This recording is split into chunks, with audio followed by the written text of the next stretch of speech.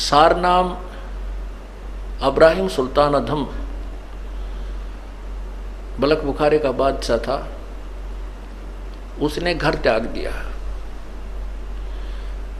परमात्मा ने कहा था बेटा जा बेशक तो अपना राज्य भी कर, भक्ति कर। तो उसने कहा नहीं पिता, नहीं परमात्मा, अब तो बच्चे संभाल लेंगे, वो सियाने हो गए, अब उस नरक में नहीं जा सकता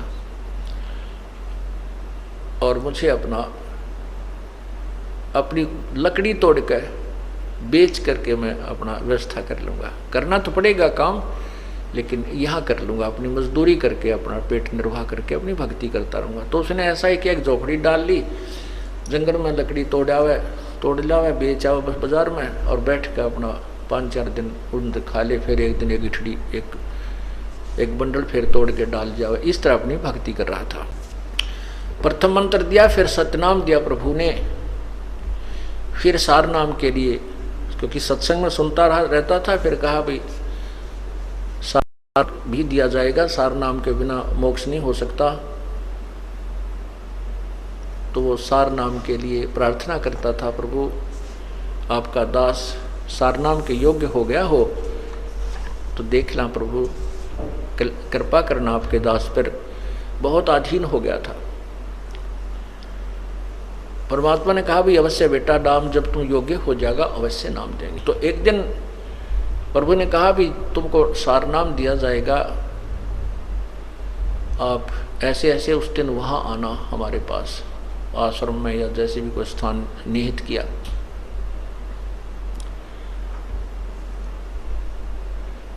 अब उधर से परमात्मा ने अपनी एक शिष्या से कहा बेटी, क्योंकि जहाँ परमात्मा रहते थे, क्योंकि सतगुरु ना जाने कितनी बार आए हुए हैं, वो केवल कबीर नाम से प्रकट हुए हैं, कति आम ऐसा मी तो अब मैं भगवान हूँ और वो सारा अन्य उनमें भी आए हैं और कुछ दिन अतिथि रूप में रहे हैं। उनके विषय में कोई ये नहीं बता पाया कि ये कौन थे, कहाँ के रहने वाले थे।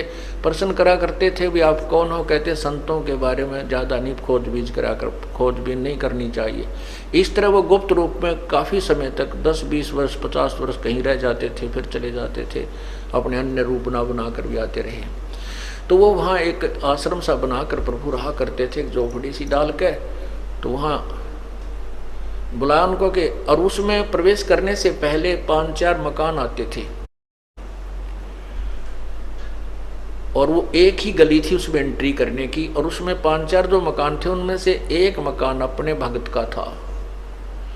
तो उस लड़की से कहा बेटी अब के ये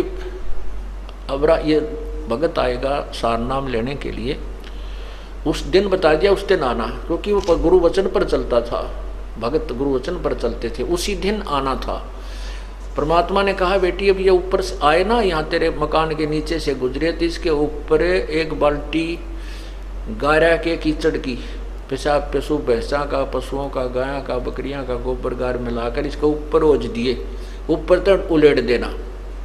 और इसकी फिर क्या प्रक्रिया हो, इस गारा के मिट्टी के कीचड़ के डलने के उपरांत इसकी क्या प्रक्रिया हो वो मुझे बताना, यो तुझे कैसा व्यवहार करे। तो उस लड़की ने ऐसा ही किया। इब्राहिम सुल्तान जी आ रहे थे, ये बल्ख बुखारा के बादशाह थे जिन्होंने राज रूज त्याग करके अपना एक साधारण से व्यक्ति का जीवन जी रहे थे, भक्त का। अब जैसे आपको बताया था कि विकार मरे मत जानियो जो भूबल में आग, बहुत अधीन था, नम्रता भी बहुत थी, आता था सत्संग में जब भी जी साहब जी सर। अब ये तो परीक्षा होगी जब पता चलेगा हम कितने नम्र हैं, कितना क्रोध और काम और लोभ त्याग गया है, जब सामने चीज होगी जब पता चलेगा। तो वो आ रहा था, उस लड़की ने वो एक काम किया, ऊपर तक वो पूरी बाल्टी ठोक दी उसके ऊपर, और तब उसने नुकती ला ला करके देखा ऐसे, तो बहुत गुस्से में कहने लगा कि यदि आज मैं राजा होता तुझे वो सजा देता दुनिया देखती। तेरी आंखें फूट गई हैं क्या, आते जाते नहीं दिखाई देते तुझे। अब वो लड़की थोड़ी सी देर के बाद नहा धो कर अपने वहाँ भी पहुंच गया आश्रम में। तब पूछा बेटी वो किया आपने फार्मूला प्रयोग? बिल्हा जी किया। तो क्या क्या प्रतिक्रिया हुई भक्त की। उसको नहीं पता था कि ये कभी राजा भी था, लड़की को नहीं मालूम था कि ये राजा था, क्योंकि वो नहीं बताता था। तब उसने पूछा, लड़की ने अपने परमात्मा से, गुरुदेव से, कि हे भगवान, क्या ये राजा था? तो उसने, गुरुदेव ने यानी परमात्मा ने, कबीर जी ने कहा, क्यों बेटी क्या बात है कि जब मैंने इसके ऊपर बाल्टी डाली ना,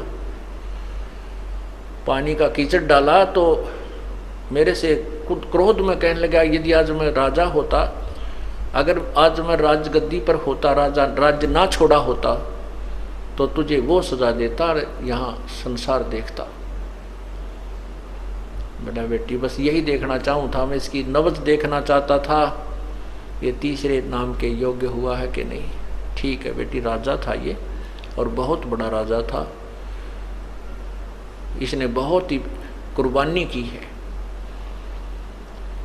तब वो सत्संग के उपरांत जब भी गुरुजी विराजमान हुए आसन पर और कहा भी आ जाओ जिसने सार नाम लेना है, वो उठकर गया, प्रार्थना की कि आपका दास सार नाम के योग्य हो गया हो तो दया करियो प्रभु। तो परमात्मा ने कहा, नहीं बेटा, अभी तू राजा है, भक्त नहीं बना है। वो कहता, नहीं गुरुदेव, नहीं, मैं तो बिल्कुल आपकी कृपा से, आपके कहने से ही उसी दिन से राज को त्याग दिया है मैंने। परमात्मा बोले, नहीं, मैं जो कह रहा हूँ वो सही है, तू राजा है। और फिर कहता, नहीं जी आप, नहीं जी बिल्कुल नहीं। तो कहते हैं, गुरु के सम्मुख वचन नहीं कहे, सो से रहनी गहनी सुख लय। यह भी उसकी कमजोरी थी, ये कहना कि नहीं जी नहीं जी, जो गुरु जी कहे कहा जी जरूर, कोई उसको गहराई से सोचे कहाँ बोल रहे हैं संत। तो परमात्मा ने कहा, जा बेटा, 1 वर्ष के बाद उस दिन आना, बस ज्यादा नहीं। तब वो चला गया। वो सोच गया, भाई बात कोई गड़बड़ जरूर हुई है, गुरुजी ने मुझे ऐसा कैसे कहा। फिर अपने अंदर टटोला, झांक गया, अपने अंदर झांका, वो मेरे से ऐसी कौन सी गलती हुई, मैंने ऐसा कौन सा काम कर दिया, ऐसी क्या बात हुई। खूब सोचा साची करता करता, कभी ना कभी तो दिमाग में आती है, वो गलती की सामने तो आवेगी घूम फिर के। तो उसके मन में आया, हो ना हो उस दिन उस बहन ने कीचड़ डाला था, कहीं मैंने उसको कुछ कह दिया। फिर उसने सोचा गुरुजी को क्या पता, फिर वो काल घुमा दे। कहने का भाव यह है, 1 वर्ष में उसको इतनी तड़फ लगी, सार नाम प्राप्ति की, और ज्यादा तड़फा, रोया, ये भगवान मैं पापी आत्मा हूँ, जिस परमात्मा के पाने के लिए मैंने घर भी छोड़ा, सब कुछ त्याग दिया, और वही नहीं मिला मुझे नीच को, तो ये जीवन व्यर्थ हुआ। तो बहुत विनम्र हो गया, अंतःकरण के अंदर बहुत ज्यादा विनम्रता, रोने से परमात्मा की ज्यादा भक्ति की। 1 वर्ष के बाद वो फिर उस दिन, निर्धारित दिन को आया। तो परमात्मा ने कहा, बेटी आज फिर वही फार्मूला करना इसके ऊपर, और इसकी प्रतिक्रिया बताना मुझे। दूसरी बार जब वो आया, बल्ख बुखारे का बादशाह उसी स्थान से गुजर रहा था, उस लड़की ने ऊपर से उसी प्रकार वह कीचड़ डाल दिया।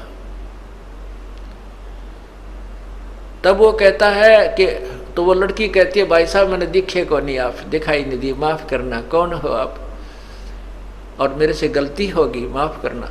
कहने लगा, बहन ये कोई बात नहीं, ये तो मिट्टी के ऊपर मिट्टी ही डाली है, ये 5 तत्वों का शरीर भी मिट्टी है, ये भी कुबाड़ा है, आपने इसके ऊपर कुबाड़ डाल दिया, कोई बात नहीं, नहीं ना धो लूंगा, क्या बिगड़ गया इन कपड़ों का। इतनी विनम्रता उसके अंदर आई। तब वो परमात्मा के चरणों में पहुंचा। फिर तो उल्टा चला गया, वो किधर नदी नहर में जाकर नहाया धोया, कपड़े धोए, सुखा सुकू का फिर आया। आना था उस दिन, तो चरणों में बैठ गया। तब लड़की से पूछा परमात्मा ने, बेटी आज क्या गतिविधि थी उस भगत की। आज उसने जी ऐसे ऐसे कहा कि कोई, मैंने तो कहा भाई साहब गलती होगी, मैंने दिखाई नहीं दी, माफ़ करना। वो कहने लगा, नहीं कोई बात ना बहन, माटी पर माटी तो डाली है, इससे क्या फर्क पड़ गया, मिट्टी पर मिट्टी ही डाली है, आप धो के नहा धो के आ जाऊंगा, क्या फर्क पड़ गया। तब परमात्मा से उसने फिर अर्ज की कि प्रभु आपका दास सार नाम के योग्य हो गया हो तो क्षमा करना, दान करना दाता। तब वो कहते हैं कि हाँ बेटा आज तू नाम के योग्य हो गया, आज सार नाम तुझे दूंगा।